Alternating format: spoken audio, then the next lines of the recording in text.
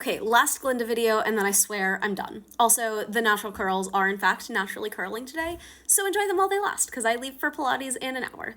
So I've seen Wicked on Broadway, on the West End, I've seen the traveling tour, all of it, more times than I can count. Too many times for one individual human. And I maintain the way that Glinda is played is the fundamental gear around which the rest of the show turns. So, also, spoilers for Act 2 of Wicked. If you don't want to hear me talk about that, then just keep scrolling. Because you can't talk about Act 1 without talking about Act 2. It's a cyclical story. The way that Glinda is introduced in No One Mourns the Wicked is a Glinda who has already lived through the events of both Act 1 and Act 2. Okay, so there are two ways that Glinda tends to get played, and it's really fascinating to me that Ariana Grande does something that's totally different than both of them, but also kind of mushes them together. So first, you've got the classic. This is Kristen Chenoweth, Annalee Ashford, Ali Mozzie. The portrayal is specifically Act 1 as the arc of Glinda's loss of innocence, and Act 2 as the arc of her learning how to live with her decisions. It's a more sincere Glinda, but also a ditzier and more airheaded Galinda.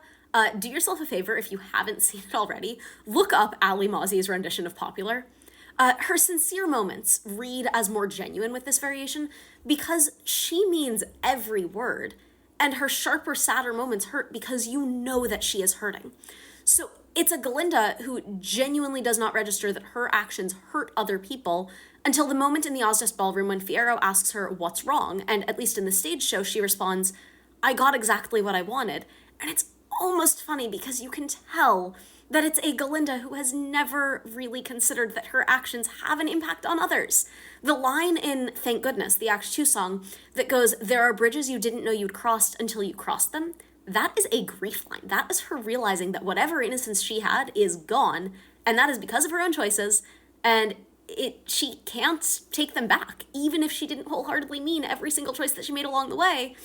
And it's heartbreaking, especially because it links in with the bit in the book where it is a huge deal that Galinda got into shiz in the first place. She is the first girl from her hometown to be smart enough to leave. So realizing that her actions have absolutely fucked over other people in the process, it hurts.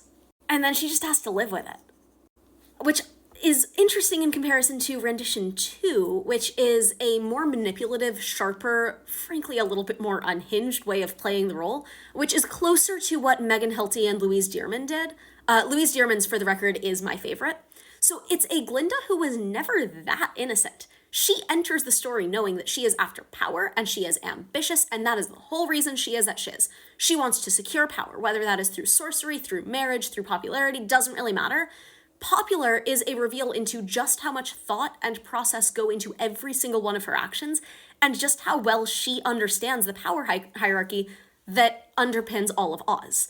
So yes, she reads as ditzy and shallow, but there is a whole ticking machine of mastermindery underneath it all, so that her actions throughout Act 1, including her choosing not to go with Elphaba in Defying Gravity, read very differently because her choices, for the most part, are intentional. And they lead to a much clearer picture of a Glinda who chooses a safer system because it includes a ladder that she can climb, and it's her choosing a power structure that will protect her.